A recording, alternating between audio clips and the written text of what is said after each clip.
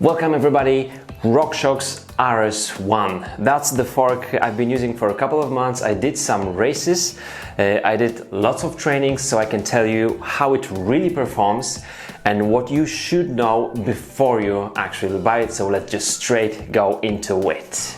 First, I'm gonna cover main features of the fork. In the second part, I will give you 2 tips for Rs1 users, extremely important ones.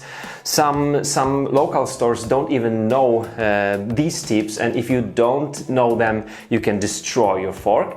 And then in the third part, I'm gonna give you cons and pros. There will be some cons, there will be some pros, and I think there will still be some people who would love this fork. So, features. The first and most important one is that this is the upside down design. That means we have the upper legs, which are here the outer legs. On the standard fork, that would be the inner leg. And here we have the lowers, which are the inner legs. So upside down fork, that makes for pretty nice performing fork.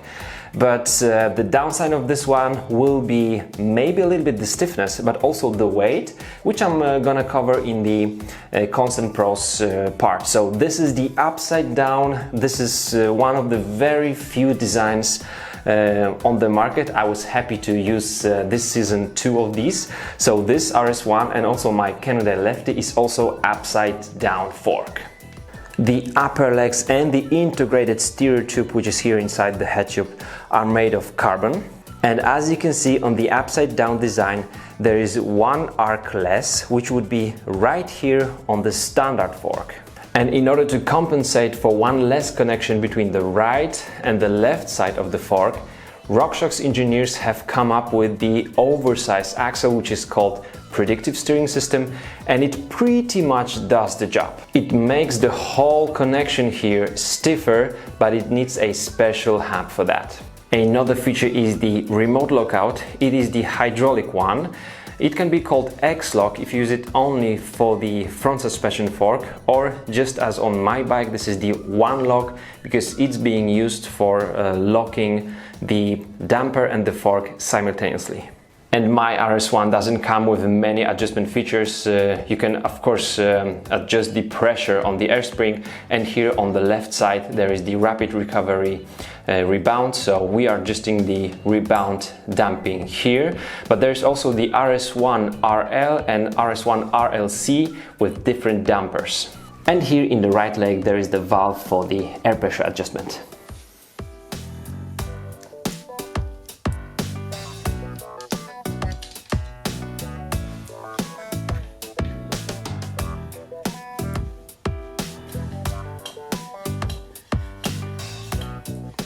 I promised to give you 2 tips for RS1 users. The first one is you should never set your release so that the lever will point out upwards, because remember, this is the upside down fork, and if you really hit, like if you really lose most of your travel, the upper leg will hit this lever. That could mean that the carbon will be damaged, the seal here will be damaged, so this should never ever be like that. This axle has special adjustments so that you can choose where your lever should be. The best way to do it is just to have it parallel to the ground. The second tip will be about assembling the wheel to the fork, so let's remove it.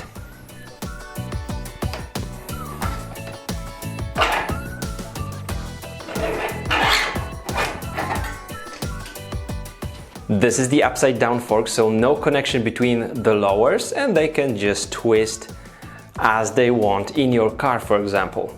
I've read somewhere the tip to use the lockout before you remove the wheel, but I would do just the opposite. Do not use the lockout, so that you will be able to not only move or rotate those lowers, but also to adjust the right height, because now those two are on the different heights.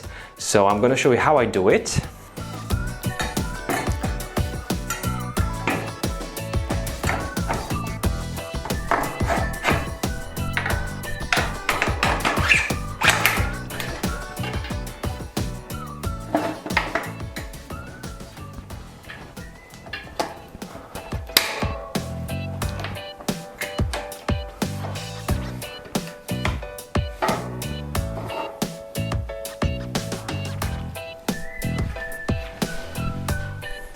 It's time for cons and pros. Let's start with cons. The price. The retail price for this fork is $1,800, $1,800. That's pretty expensive. Yes, this is the carbon fork with carbon steering tube and really new design and technology, which is not so popular, so it's going to be more expensive than the standard designs, but $1,800 is really a lot for a high-end fork even. There's also a advantage side of the price of this fork, because these RS1s are the most discounted, one of the most discounted forks on the market. You can even buy it for $800, new one. The links are in the description, so that's interesting one. The second thing is its weight, 1666 grams for 29er version with 100 millimeters of travel. This is above the average, so this is not supreme, this is not super light, it's just a little bit heavier than the competitors, which would be also much less expensive, so much cheaper. 1500 grams, that's the standard for high-end 29er dedicated forks so far, so this one will be just about 160 grams heavier, so for the price it is a little bit too heavy. The third disadvantage, can we say, for the price maybe it will be the stiffness. When I first got to the bike with this model fork, it was in Nowe Mesto World Champs last year, I said I don't like it, it's just flexy.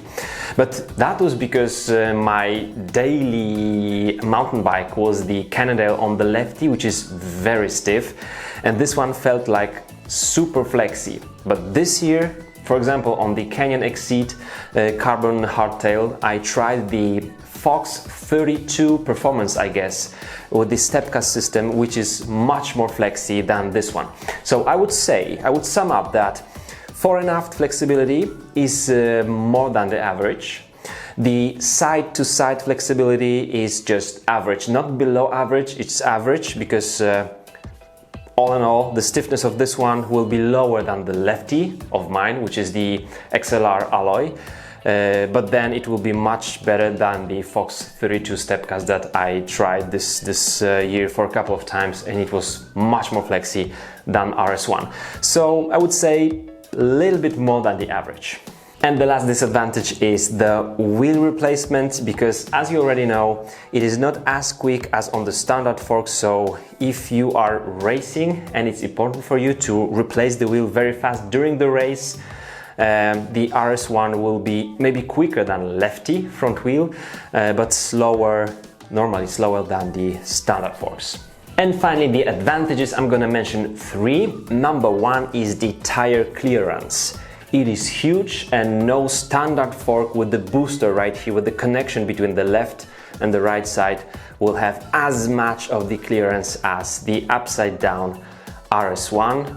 Only lefty can compete with this one, I think, in terms of the cross-country fork tire clearance, so that's the advantage for sure. The second advantage can be the most important one, perhaps, for those who are thinking about purchasing RS1, and that's the small bump sensitivity. That's for sure, this fork is above the average here. So it is well made in those terms. For marathon racers, it will be, in my opinion, really perfect. This is the upside down construction, right? So the gravity is the friend of our oil and the bottom seal right here. So this seal will be constantly being looped. And that could be one of the reasons why this fork is so smooth, and it really soaks up those small bumps. So if you wanna ride fast on the constant pace, for example, on the bumpy terrain for many kilometers, RS1 will really shine here. And finally, the advantage that for some will mean nothing, for others will mean a lot: the look of the fork. Now, after I tell you that, you will really be looking differently at all the bikes for the rest of your life. I think so. This fork looks like the integrated part of your bicycle. So we've got a nice frame, we've got the head tube right here, so this is the neck of our machine, right? And then we've got those huge uppers which look like this is still my bike. Now look at any bikes with RockShox seat, RockShox Reba, Fox forks or SR Santur forks. You will see that the bikes will end here, and then there will be those small, tinier uppers and then the lowers, and the front end of all those bikes look the same if they have the same model of the fork. Now on this one you will get special graphics. Normally you can also paint it for sure, and it will look like really integral part of the bike. I love it. I really do love it. Lefty is love it or hate it in terms of the look. I love it. And this one is love it or love it in terms of the look. That's what I think. I know many of you are going to ask me, so Dan, should I buy this one or not? My answer is pretty simple. This is a pretty expensive fork retail price with quite average performance, but if small bump sensitivity and the look of your bike, the design of it is important, that may be the one for you. That's my answer. That's what I think. I'm gonna for sure continue using this one, and if it fails after some thousands of kilometers, I will inform you about that. But so far it's been quite well, and I must say I do like it and I do love how it looks on my bike.